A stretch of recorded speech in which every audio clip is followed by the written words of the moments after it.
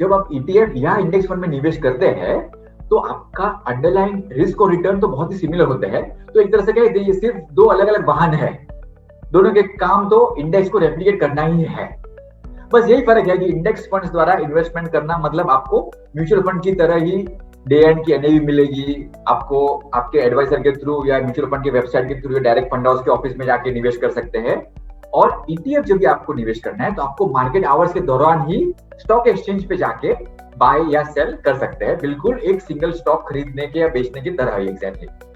तो एक तरह से आप देखिए, तो जैसे मैंने वाहन का एग्जांपल लिया, तो जब भी एक आप mobile app based taxi book कर रहे हैं और दूसरा आप एक phone call based taxi book कर रहे हैं, दोनों का आउटकम तो सेम ही होगा। आपके ऑफिस में आपके घर पे एक टैक्सी आएगी, आपको एक जगह से दूसरी जगह लेके जाएगी, बट उसका तरीका अलग होगा।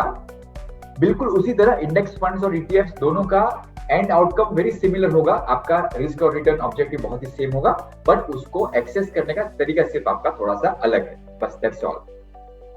आपको इंडेक्स फंड में डे एंड एनएवी मिलेगी, आप फंड हाउस के थ्रू डायरेक्टली इन्वेस्ट कर सकते हैं। और ईटीएफ में आपको इंट्राडे, जिस समय की आपकी एनएवी चल रही उस टाइम का आपको एनएवी मिलेगा, इंट्राडे एनएवी मिलेगी। स्टॉक एक्सचेंज के थ्रू आपको बाय सेल करना पड़ेगा, उसके लिए आपको एक ब्रोकिंग अकाउंट और डीमैट अकाउंट होना बहुत जरूरी है। तो अगर आप ऐसे निवेशक हो और आपके पास स्टॉक एक्सचेंज पे ट्रेडिंग अकाउंट और डीमैट अकाउंट है, आप एक्टिवली ट्रेड करते हो स्टॉक में, तो यस, आपके लिए ईटीएफ बहुत इजी हो सकता है, आप ईटीएफ के थ्रू निवेश कर सकते हैं।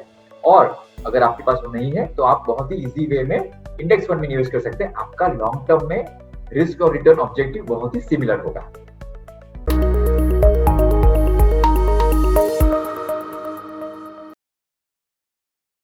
म्यूचुअल फंड निवेश बाजार जोखिमों के अधीन है। योजना से जुड़े सभी दस्तावेजों को ध्यान से पढ़ें।